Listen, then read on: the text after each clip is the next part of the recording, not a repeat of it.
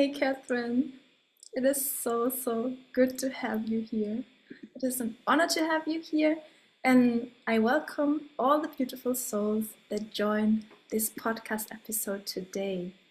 I already know you. I had the privilege to get to know you last year, and it was, yeah, one of the greatest adventures I experienced so far. So, but would you share a little bit more about you and what you are doing and embodying in this world? Thank you, Janine, for having me. I am so blessed to know you. I'm sure we have known each other for much longer than a year, past lives, etc., parallel lives. So thank you for having me.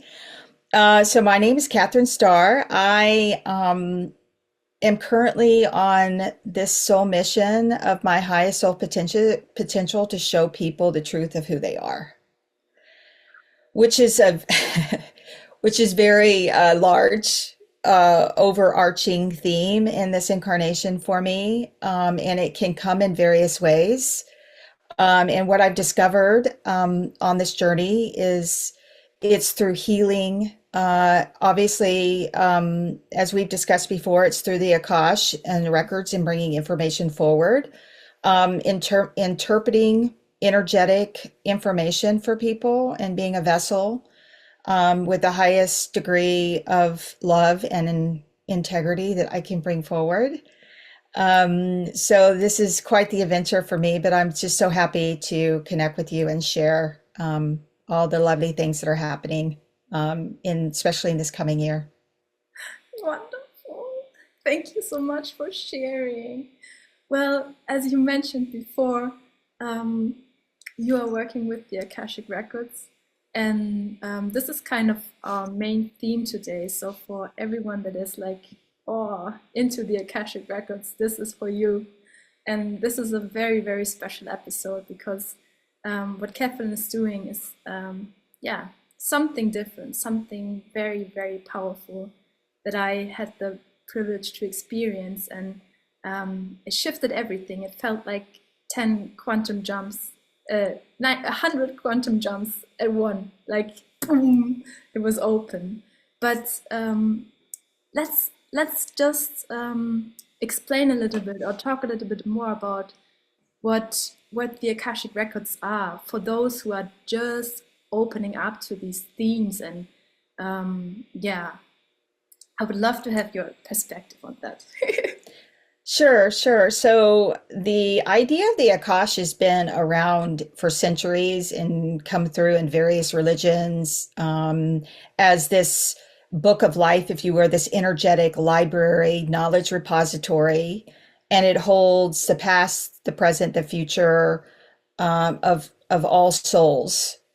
So when you access the Akash, you're accessing your soul information. So when you know, go into the records, you're actually getting that information about yourself that is unique to you. And it's not, a psychic reading. It is all of the elements that the teachers and the masters and loved ones bring forward of information that is important for you to hear in that particular time. So the Akash is nonlinear in the quantum field. So it has all of the personal and collective records, whether it's a person, it's earth, nations, land, businesses, pets, dogs, animals. It is all there. Wow, so exciting. So exciting. And would you like to share a little bit more about why you chose to work with the Akash specifically? So I tend to be more on the practical side, and I'm not as, some people are really more, in the stars a bit. For me, on my journey, and maybe it's this incarnation being in the corporate world for decades, that I really, when I started out in my awakening, really looking for something that I felt was more concrete, if you will. It was just this connection that I had to the Akash. And my awakening actually started as a gateway onto this path through getting Akashic record readings Wow. and discovering that my limited view of myself was right like this. It's a pebble in the sand. And as I embarked in having, sessions, it just opened my mind, my energetic field, healing. I did healing work in the Akash, and it just really was a beautiful springboard into me really learning about myself. And that's what the beautiful gift of going into the Akash can do for people. So it really has been so incredibly powerful for me that I wanted to share it with others. Yeah. Yeah. And we are so grateful that you're doing it. And yeah, I hope a lot of people get to experience the magic that you create with this. Oh wow. So would you say like the calling for working with the Akashic Records and experiencing these readings and everything was kind of also the calling of your heart? Or what was your gateway into as a spirituality or the spiritual theme, you know? Yeah, no, that's a great question. So for me, as I said, I needed something more tangible. And then, we all can access the Akashic record. I see myself as a vessel to help people, or conduit to help people connect. And because you can, have that access to the records to pull that information in for yourself.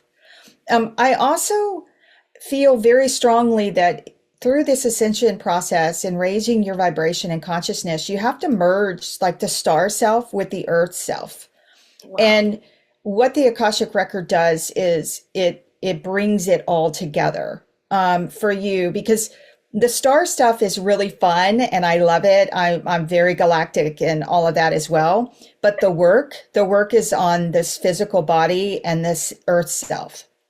And so the calling for me was I wanted to be able to access the records for myself and really continue that journey of bringing my soul aspects together. And the more I experienced, the more I just wanted to share with other people, because we have been conditioned in this particular lifetime. I think I could say globally. For me, it's the States, but all this conditioning of how limited we are. But we're so not, these belief systems that we have been conditioned are so confining.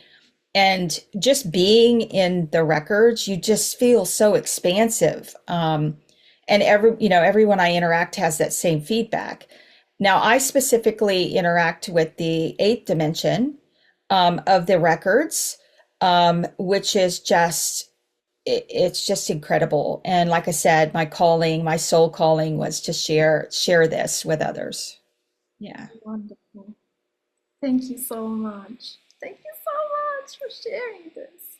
So, like you already said, some people still think that we are limited in this existence and we only have so much that we can that we have an effect on or can create, but we both know that this is not the truth.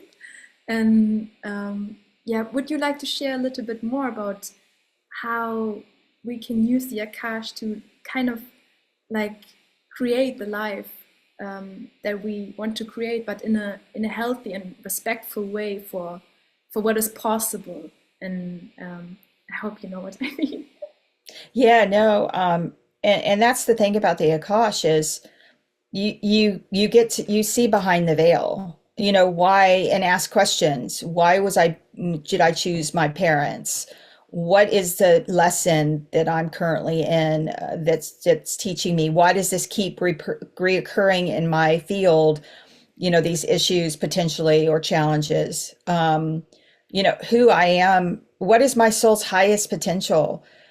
Really digging deep, because the questions are important, and then coming forward with that open heart of saying, how does this translate into my life? And as I mentioned, my own sort of approach is very grounded in that, what does this really mean for me? You could say, oh, you need to be loved, but to me, that's too abstract.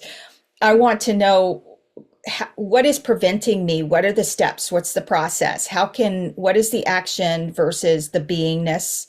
And how do I integrate it into my life? So the first step I would say to accessing the records in a very high vibrational, highest, you know, good for yourself is really being honest with what you want to know.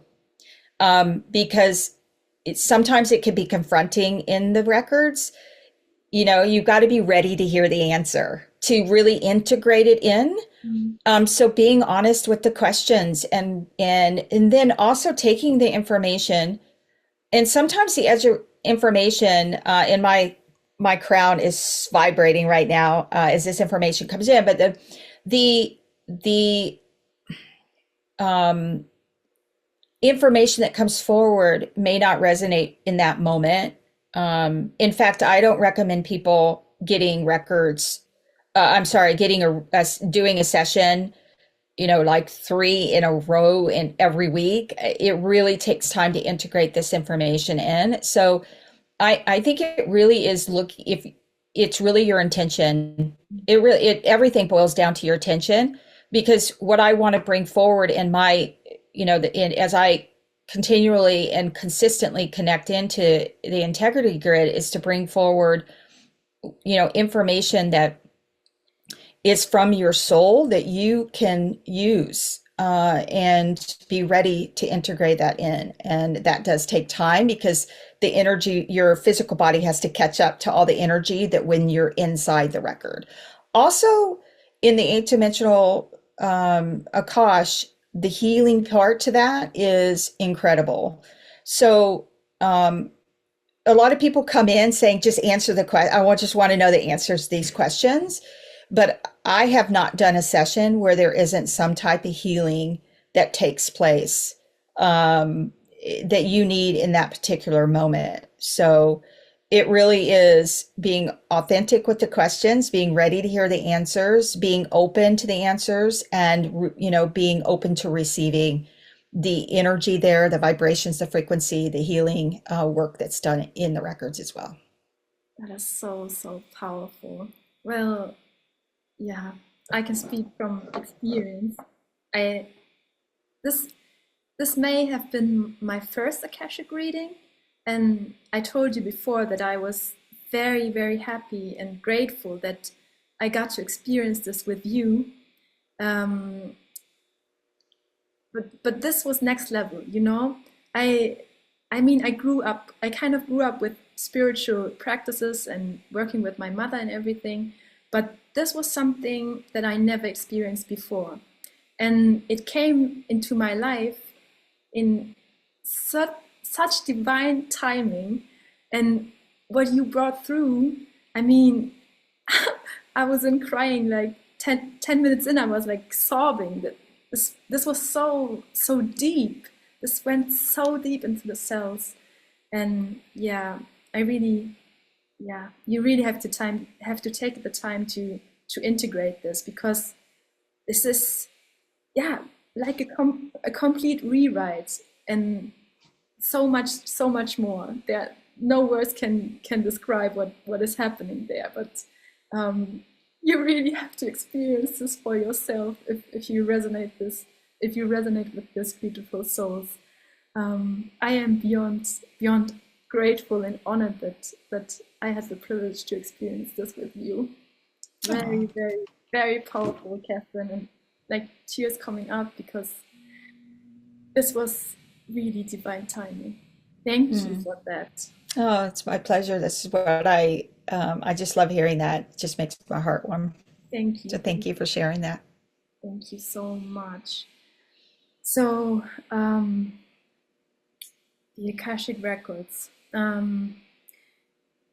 There's the earthakash, and you specialize with the earthakash, and you're working with the 8th dimension, you said.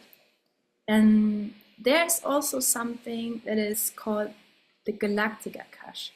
Do you feel like exploring a little bit like the connection or the dimensions they are on and how they are, maybe something is coming through that you would like to share with us? Sure. So, different readers do different approach and they're all great. Yeah. Um, for me, the process is that I bring in our preparation. So, I'll talk about the process as well as breaking down the galactic versus Earth Akash. So, the process for me that really resonates is preparing the body to go into the eighth dimensional records. And what I do is bringing in the first off, it's overlit by the soul Akash, which is the person in the session, and then bringing in the galactic information in the Akash and the Earth information into the Akash. So just how it sounds, the galactic Akash is all of your incarnations as star beings, origination, where you originate from, potentially on your soul. You could, Earth could be your first origination, but most star seeds that I have session with, Earth is not their first incarnation. So it's bringing all of the elements and all of the past, present, future from a galactic perspective. And that's what I was speaking to kind of with the star self. Then the Earth Akash is just what it sounds. It's coming with any incarnation from the that person has experienced on Earth. So it's Earth lifetimes and experiences, human evolution, karmic patterns, life lessons, healing and understanding the earthly existence. So that comes into play with healing, especially on the lower chakras or chakras, how it's pronounced.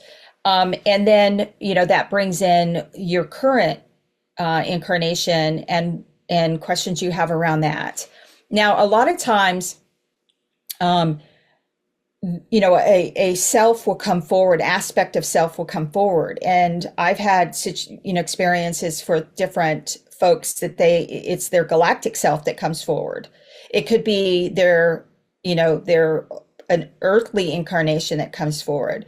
So on the galactic side, it's that cosmic evolution as opposed to human. It's the starseed missions. It's the interstellar consciousness. It's the cosmic origins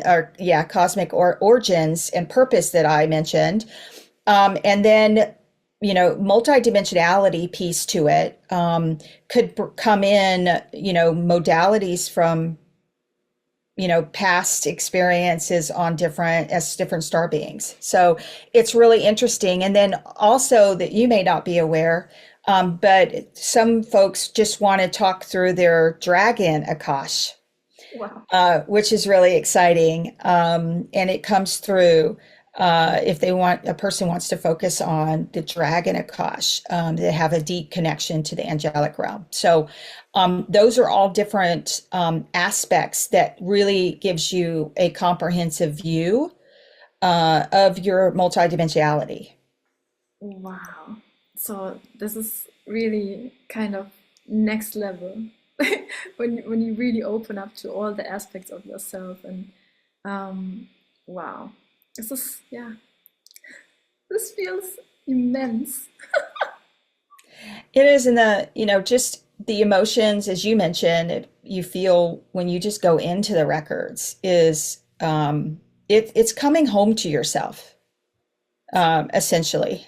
Your true self, your authentic self, your higher self coming in to talk to you in your soul evolution. It's really a beautiful, beautiful non-linear place to go. Yeah. Wow, this is so on point. Coming home to yourself feels so Yeah. on point.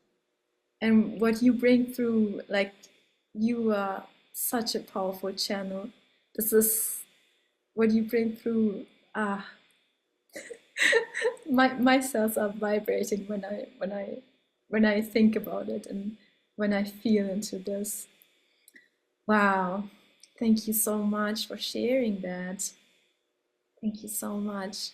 So, you noticed that something throughout the time in having these readings with the souls, that there was like something coming up, something that had to do with the collective and happenings in the collective field of consciousness. Would you like to share a little bit more about? Yeah, I mean, in the eighth dimension Akash, you can get a sense of where your place is in the collective. Um, so there's a couple of different pieces to this. One is you can get information that you're part of a galactic council, for example, that represents a specific collective. When the Akash brings forward information about your soul mission in this incarnation, you can delve into your place, in the collective. For example, I am specifically incarnated in this lifetime as kind of the ground crew, right? And what my role plays in the human collective. And we all know as star seeds that our common denominator amongst us is our mission of working within ourselves to help the humanity and the collective, right? But you can get additional information, more specific, what codes you're bringing in, what, how you can help, because there's so many things that we can do. It can be really overwhelming. I mean, it was for me when I first started out, because as I mentioned, my sort of conditioning personality is I need specifics. Yeah. I'm a natural born project manager type person. So I need something more. So what can come forward in the Akash is really, you could, find out really what the specifics are for you. Now, I want to talk just a second about divine will and free will and all of those pieces, because what comes forward is the energy of now, right? Your questions could include, timelines, and you could have, several timelines out in front of you. And it's based on free will. So, the timelines can shift depending on the decisions you make. So what the Akash can kind of help you with is, what is your highest timeline that you can converge the divine will with the free will to reach your highest soul potential. So that's really important to note, is it's whatever information comes through, it's in the here and now from a leader perspective and where you are. But that collective view is fascinating, and you can get a little bit more information, whatever like I said, what is for your highest and good for you to hear and integrate at this particular time, and where you are. Wow. You bring it all through. Oh, Mhm. this is magical. It is so amazing that these modalities are available to us and that we can like experience this. And yeah, highest timelines. This is a theme that's been coming up a lot. Like, what is the highest timeline? How can we access that? And it's cool to know that it's possible to access these and make these decisions that like quantum jump us somewhere else, right? Yeah, and the other things you could do in the Akash is you can nullify contracts that are no longer serving you. You can, like I said before, get some healing that's needed, because sometimes that highest timeline is waiting for you, but there is some stagnant energy, some resistance that's preventing you from getting to that higher timeline. So that's where the healing work inside the Akash comes into play. Um, Other things too would be to have a conversation with another aspect of yourself. One of the things that I've seen also come up is um, the person will be communicating with the higher self, and or a more advanced aspect of yourself, from a consciousness perspective. And they're thinking, well, what do I need to do to become that future self, that higher consciousness? And it is, you are already that person. And I think for a lot of people, just to hear that you don't have to become something else, that you already essentially are that, that clears pathways. So that shift in the lower mind helps to open up the higher mind, just coming out of the session, and that can transmute any sort of stuck energy or resistance. Just that whole act of being able to access that aspect of yourself. And so you benefit. Also, I have felt like codes coming through when you're in the Akash. So frequency shift, codes come through. The preparation process to get into the 8th dimensional Akash really prepares the body to be able to be open to receive these high frequencies. And so that's another thing that sort of is this underlying transfer of frequencies as you're just, asking the questions and going through what comes forward. I feel a lot of souls needed to hear that we are already dead, and it's just the awareness that needs to shift. So thank you for bringing this forward. And yeah, I love the process of um, how you were guiding me through this, and with activating the, you call them chakras, but yeah. Yeah, yeah. So Shikara, it's just a higher vibration frequency when saying chakra. But it's the same. It's the same thing. Yeah. It's the same thing, yeah. And I felt so much, I felt so much healing happening in my chakras. Do you feel like only with working with these vibrations they upgraded in a way, because you were opening all of them and working through all of them. It felt like that. It felt like Yeah. So I do a lot of preparation work in advance of each particular session. And one of that is balancing elements, because that's also important to be a vessel.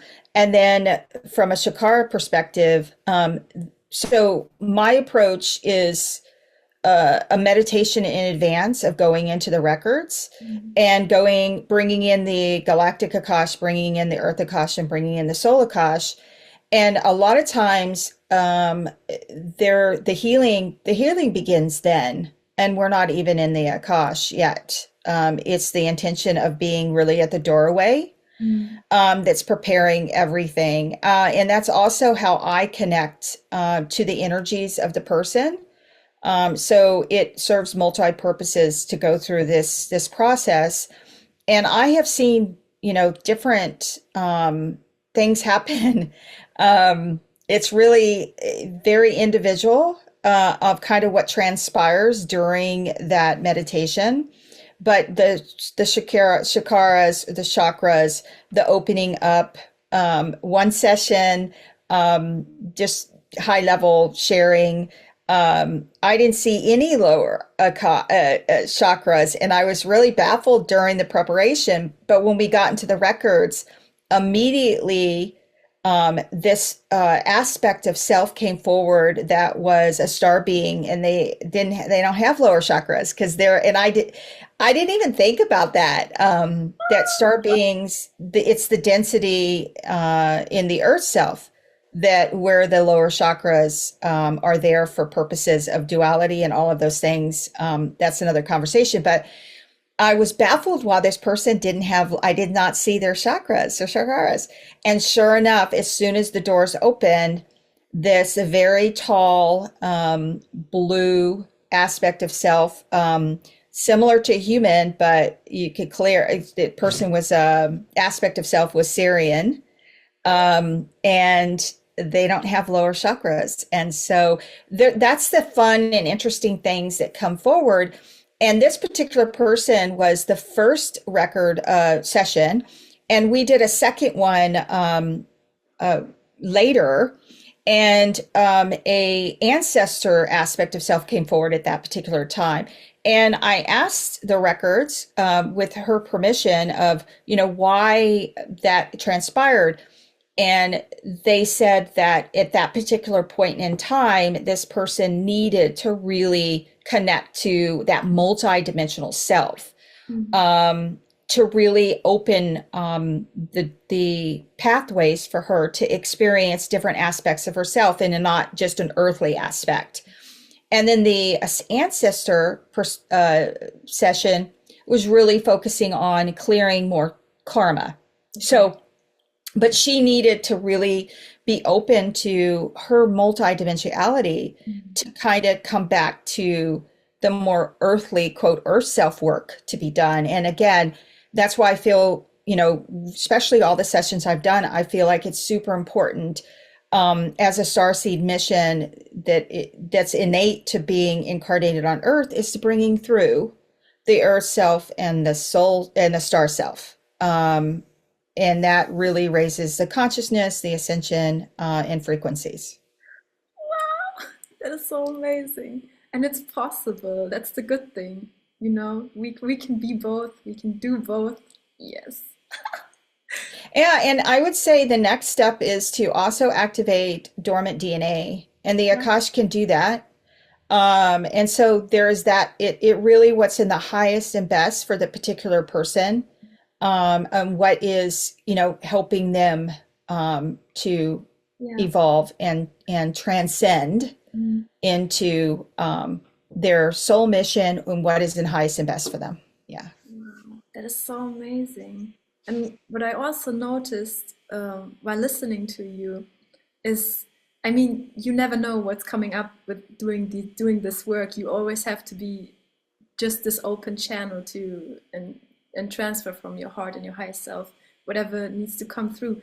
But it must be interesting to, I mean, there's so much information coming through, like with the person you mentioned, just knowing that there are some aspects that don't have the lower chakras. It's like you have access to all of this knowledge of the universe, that I feel I'm so excited right now that you can like access this. And I'm wondering just now how one could like, how much can you share with the world, like, for example, channeling for the collective. Would it be possible? This just comes up right now. I don't know. So one thing to know about the Akash and this is a personal value of mine, is really only accessing who gives you permission to access, right? Okay. So it's an expressed permission, but I always ask it verbally too, but it's an access permission that when you schedule a session, you're give permission to go into your records. So I don't go from, so I can, the person can ask in the session questions about what their role is in the collective. As I mentioned, you can, I mean, even in my session, the higher high council, Galactic High Council came forward, that I have a connection to, and they represent a collective, right? So I can ask questions about my role in that collective, and a lot of times information about that collective does come through that's important for me to be aware of their purpose, their, what's happening in it now, history about that collective. All of those questions I can ask, but it always has to relate back to the person in opening their records, right? I'm not opening a collective record. I can ask permission to open certain records, like the Earth records. I could ask permission to read a Gaia's records, which I have, and I got permission, yes. But it's very... like I said, it's part of my personal value to make sure that the integrity is there at every step.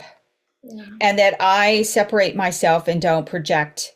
Um, always questioning and getting validation. Okay, this information is their highest and best that's coming through. So going back to your question about the collective, it really is through that person that Mm, you can get information about the any collective in that regard. that is so powerful. And I feel like, I don't know, I've been thinking about the Akashic Records a lot lately, and I don't know if this was like kind of me prepping for this, prepping for a conversation, but uh, do you feel like it's a fluent place too? Like it's constantly shifting and changing? Like the universe is constantly shifting and changing, you know? It's not like what written in Yeah. stone. So we're all interconnected, Yeah. right? We're part of this group, this unity consciousness. And so as Gaia accelerates her ascension, it impacts us, obviously. And so the records are, you can rewrite your records, right? Based on the free will and the environmental influences as well, because we're all connected. So the higher the collective of humanity raises their consciousness, it raises ours. And so we can get access to information that we weren't ready to hear Mhm. before, right? Mhm. So, yes, you can make a left turn in a decision that is going to change the outcome of what information comes forward. That's so powerful. And the healing work, the more you do work on yourself and for example, really working on limiting beliefs, Yeah. really working on self-love, working with different other modalities. All of those things will shift information in your records in Mm. when you go into the Akash. So um, yeah, and a lot of times in the Akash, you can ask, well, how do I heal? What is the easiest way for me to work through the lessons that I'm here that I've chosen, to learn? And they give you very practical information to help Mm. you. Also, sometimes I go into the records and ask to go, I create in the Akash or co-create, really facilitate like a healing room. And I will sometimes go into my Akash just to heal. And it's not about gathering information or asking a lot of questions. It's really going there to heal because that is how I can fast track with my ascension. Um, yeah. And again, I'm just a facilitator. It really is you, it's your records. Mm. I just basically open the doors.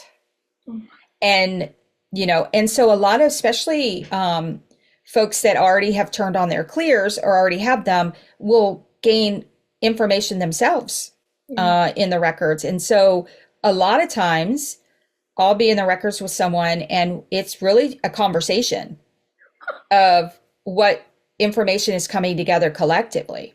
And it lends to validations and it lends to raising the vibration so things can come through.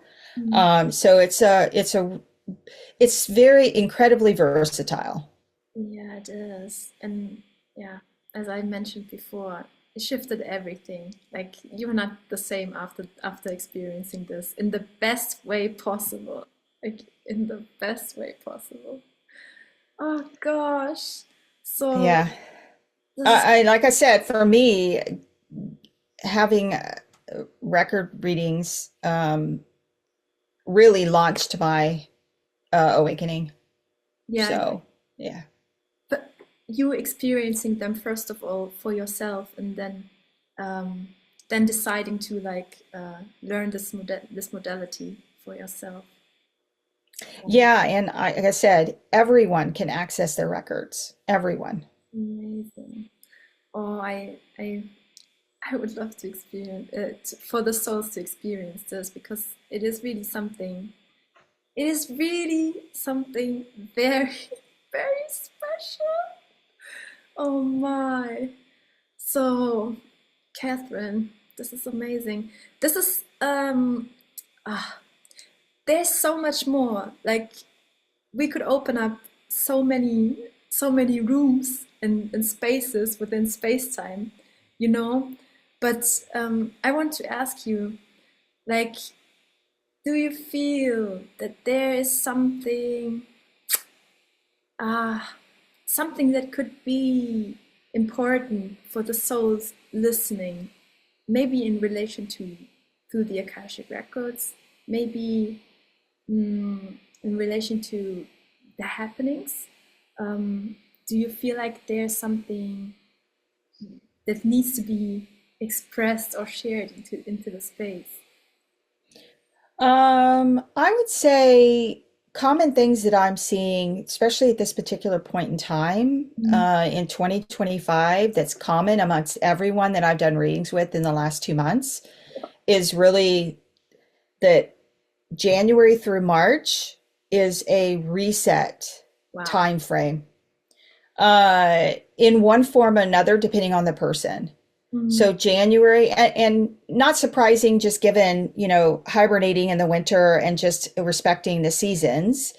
But between now and the equinox, it really is a time to reevaluate, to really understand what's holding you back. It's a time for reset and introspection. And also, if you follow the tropical astrology, which someone pointed out later after I've experienced these commonalities, with Mars retrograde, and then I think Venus, which I'm not an astrologer, so I don't know a lot about it, but it ties in too with sort of what's happening there.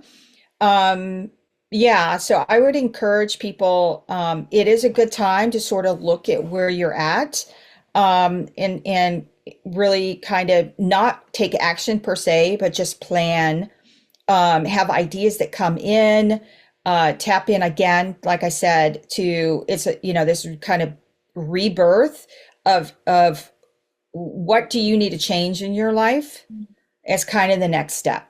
What is holding you back? That is, almost everyone that I did a session with, even though they didn't ask what's holding them back, information came forward. And it's a time to really evaluate how important it is to have those things in your life that is holding you back, and why, there is resistance to change, and then working on that through March. And then the way I see the time spans is really between the equinox and the solstice. So March equinox, spring equinox to summer solstice to autumn equinox, and then to the winter solstice. There's these periods of time. Um, I do also think for 2025, not to make this an energy forecast, but 2025, there's still a lot of chaos that's going out in the human collective.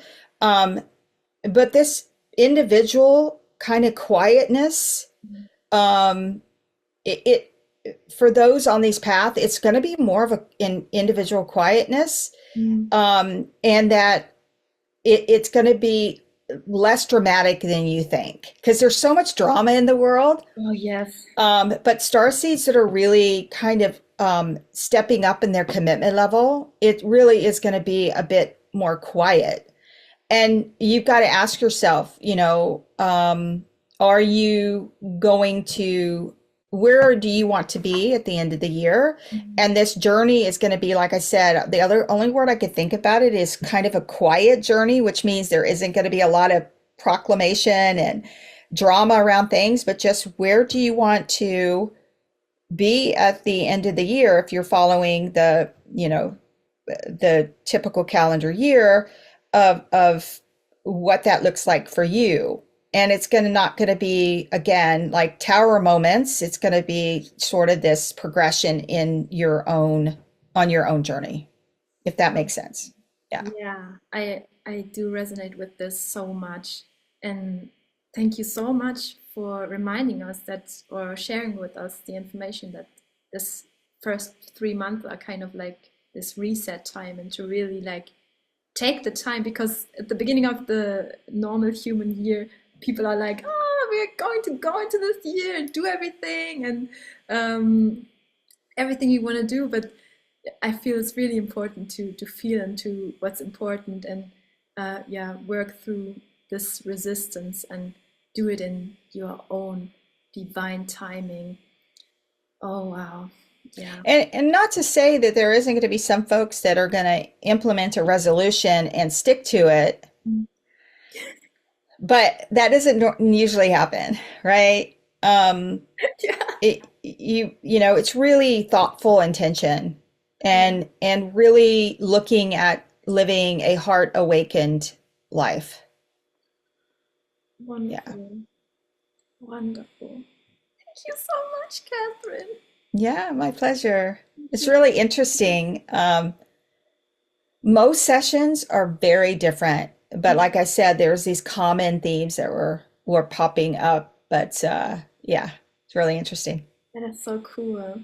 I That would be interesting to see, like within the next few years, like what connections come up and how the information is changing throughout time. Maybe we can talk about this in another podcast episode. Yeah, yeah. I do think, I mean, everybody's talking about it, so this is nothing new. The year of nine of closure. Mm. But I'm seeing it more as cycles. Oh, wow. It's the end of a cycle and beginning another cycle. Wow. That's how I'm seeing it. Yeah, it's a cycle. A changing of cycles. Wow. I feel this. I feel this deeply. Would you like to share a little bit more, or do you think that's okay with the cycles? I would be interested. Yeah, I mean, um, there's a lot of terms that people interpret differently, and I'm a little bit of a wordsmith of really like what vibration is coming with these different words, right? You have birth and rebirth. Hmm. That sounds really dramatic to me. And as I said, this is going to be more of a individuated, quiet journey for most. So when I think of cycles, you just think of like the winter just flowing into the spring, and you just start seeing little things pop up. There isn't this dramatic, the snow is gone and the flowers are blooming. It's this slow progression of the snow going down and these little, sprouts coming up right through the ground. And that's how I'm seeing this year. It's just this like slow progression of the change of cycles.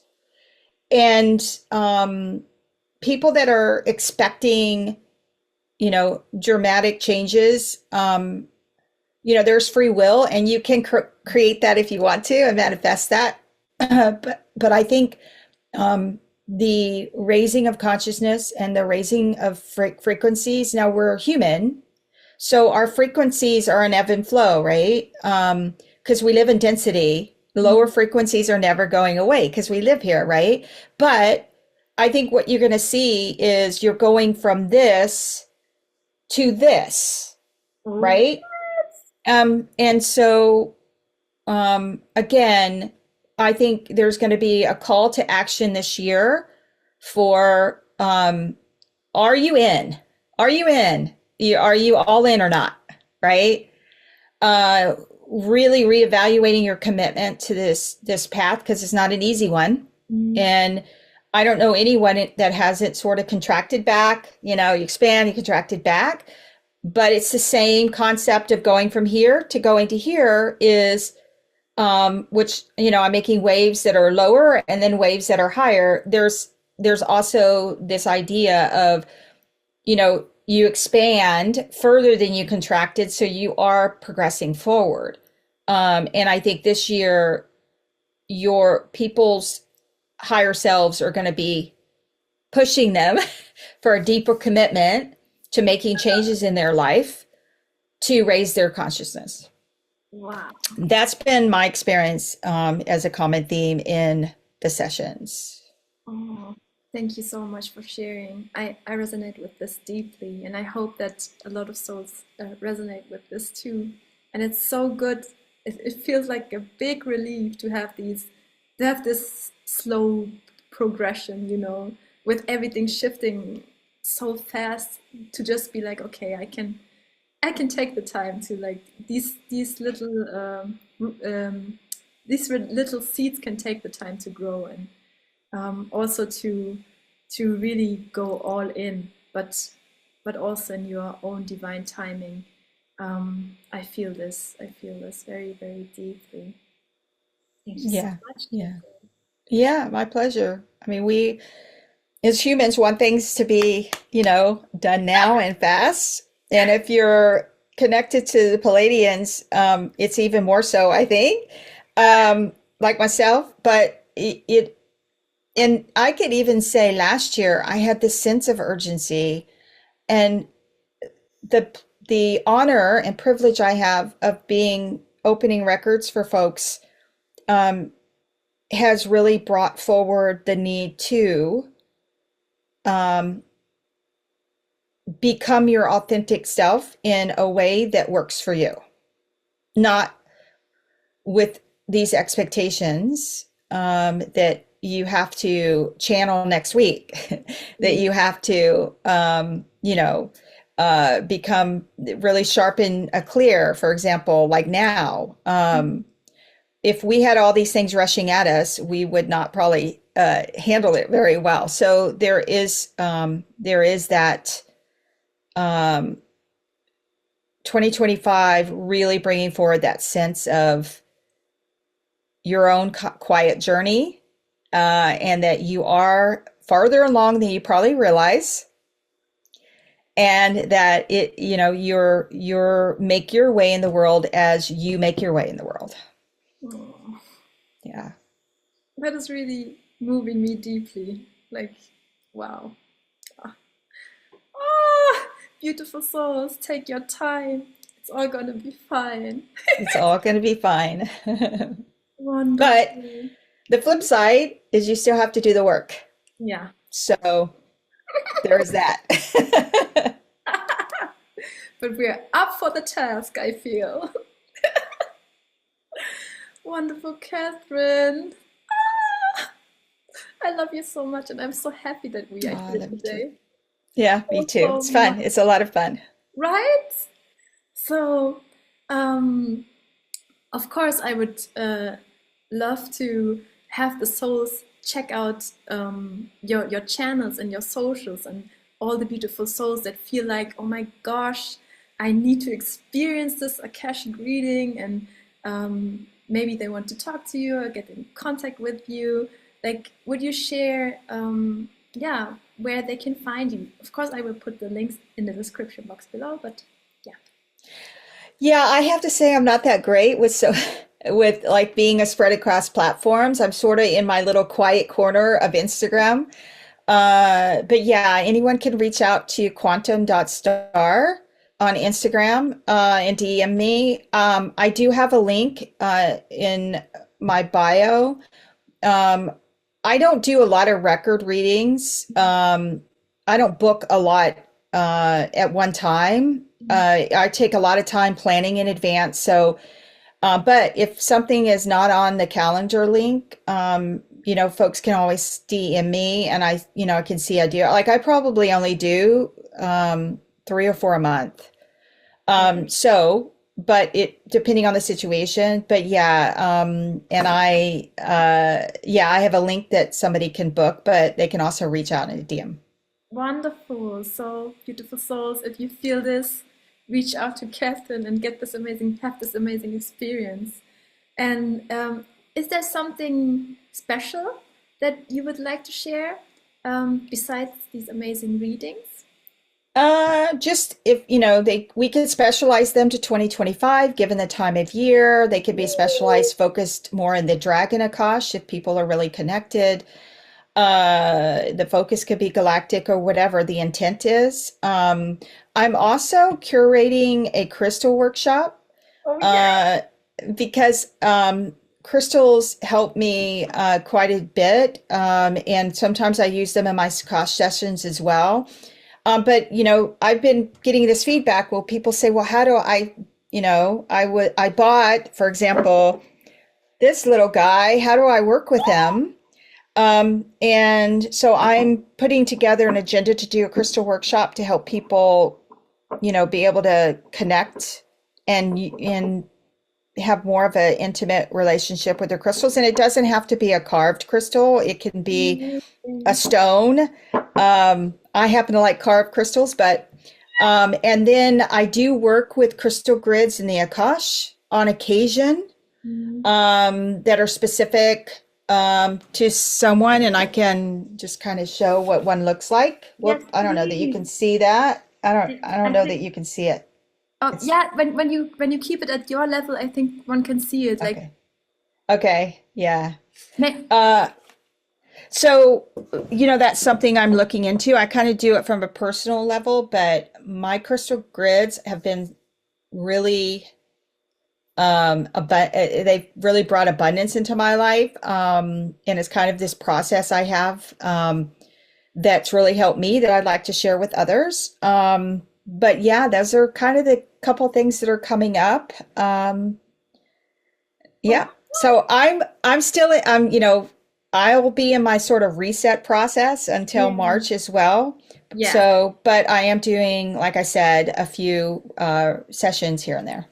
Amazing, Catherine. And about the crystal grids, I just want to mention that because you create them for the people like you, for the souls you're working with, and you also work with them for yourself. And Oh when yeah. when you sent me the grid, it really like it was like a pattern that opened patterns in my field. Like it's really really powerful, and I'm so excited. You, you of course you will let me know when your workshop is starting because I would love to participate in that. And this, Yeah. And just to speak to the crystal grids, the one I showed was really with specific intentions of what I want to manifest. If I'm called to, I don't do this with every session. I mhm. will do a personal crystal grid for the session for the person.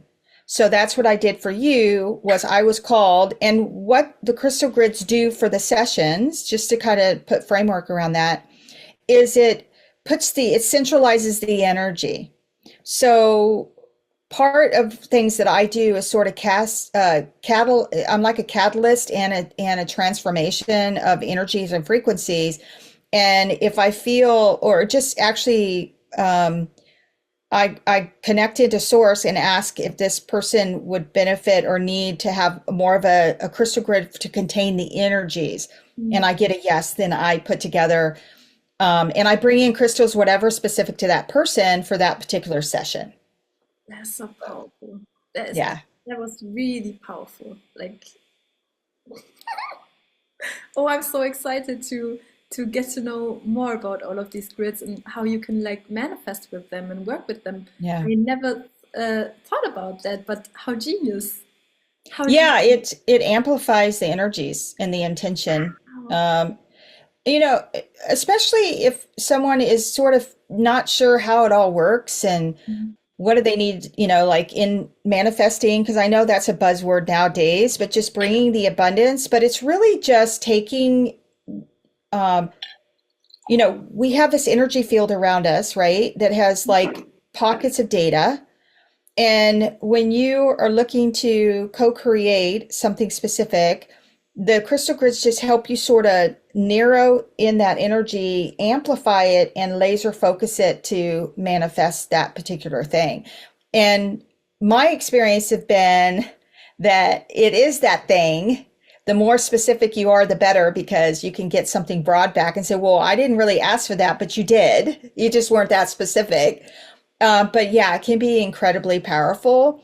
There's I kind of get lost in all the information that's out there. Oh, to manifest this, you have to do XYZ. You have to, whatever. For me, the crystal grids just put it into physical form and I can see it. And the crystals, help me sort of, like I said, hone into those frequencies and keep it on the forefront regularly. So, Wow. Yeah, it's a lot And of fun. I I can imagine that it's a lot of fun. And you choose the crystals like what you feel into what crystals are needed, and you do you switch it up at some point, or are you still Um, the one I did for the start of the year that I showed in the frame, those are static. I don't make change. Well, I can maybe specify it a little bit more specific, or get more detailed, but the concept is the same. For the sessions, when I do the crystal grids, um, I set it up for that particular 90-minute session. And sometimes I'm even called to balance the person's elements within the crystal grid. So it varies person to person, but those I create for that particular session. And then when the container is done, I dismantle it. Yeah. wow. My body's like this feels Yeah. so high vibe And information. like I said, it varies from person to person. My preparation time in advance of the sessions, I'm just want to make sure that I can leverage the energies and that I optimize whatever's possible, to prepare for that person and what they individually need out of the session. That's really Wonderful. important to me. Yeah, you do that. I feel that very, very, very much. Wow. A lot more than that you are doing, but words cannot, words can just not describe what is happening. It's just Yeah, magic. that's why I don't do that many um, in a week period, Uh, because I just want to make sure that it's nothing's diluted in the energies that are provided. I feel that that is very, very, very good and responsible, and like for you also to like get some kind of reset, or what, I don't Mhm. know how one could say that, but just have a gap in between to like be fully there for the next thing or the next soul that comes your way.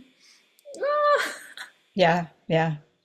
wonderful, Catherine. So um, this has been very, very exciting. I feel like we just this was this was just the tip of the iceberg, and there's like so much information that is still to be explored. And maybe if you feel like it, we dive into this another time at some other point in time.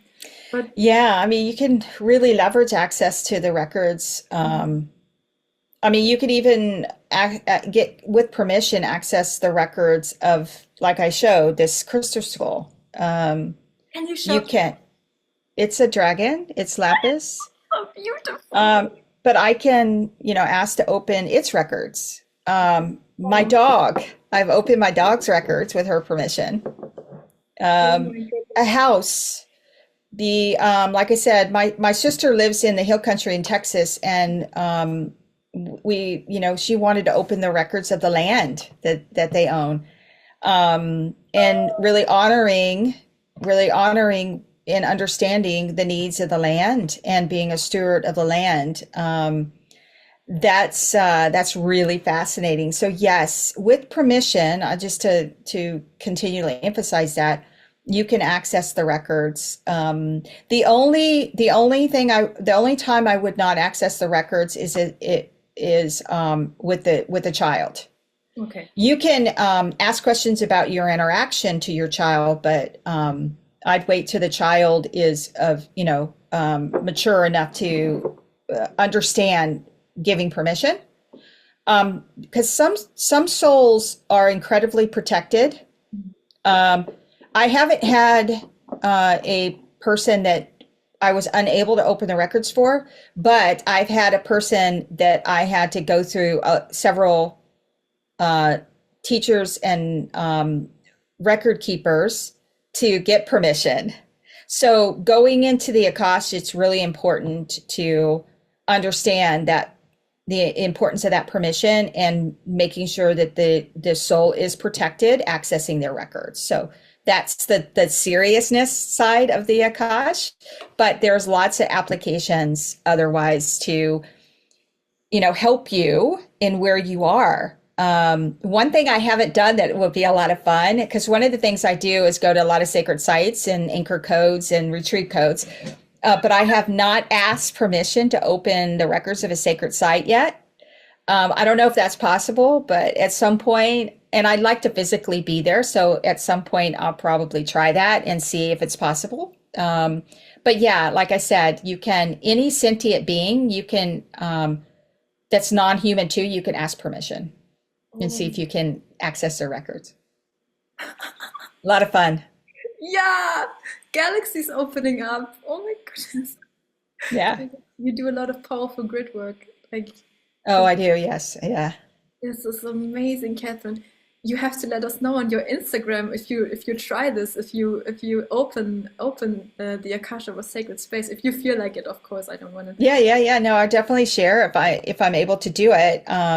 It's always reverence and respect for the land, and so we'll see. I am traveling some this year, so Yeah, it'd be fun to amazing. try it. Yeah, And thank you so much for also mentioning the kids' privacy or the kids. mm, So to have respect for your kids' own growth and to not be like this parent that is like, oh, I'm going to shift this. So I felt this was really really important mm. to respect their own growth and yeah, they are the creators of their own reality and they will grow into their power when it's time. So. I feel that is very, very important. So thank you for bringing this through. Of And course. thank you for everything that you shared with us today. This felt so powerful. Thank you so much, Catherine. Yeah, it's my pleasure. Thank you. Thank you for having me. I am honored to be on your podcast and to share the information. So thank you. Thank you. It is an honor and a pleasure to have you. And you know that I love you with all my heart. Like all my I heart. love you too. So with this said, I feel we're going to say goodbye to all the beautiful souls that and yeah, maybe we're gonna do this again. Yeah, yeah, I'd love to. Okay, beautiful souls. And thank you, Catherine. See you next time. Bye bye. Bye.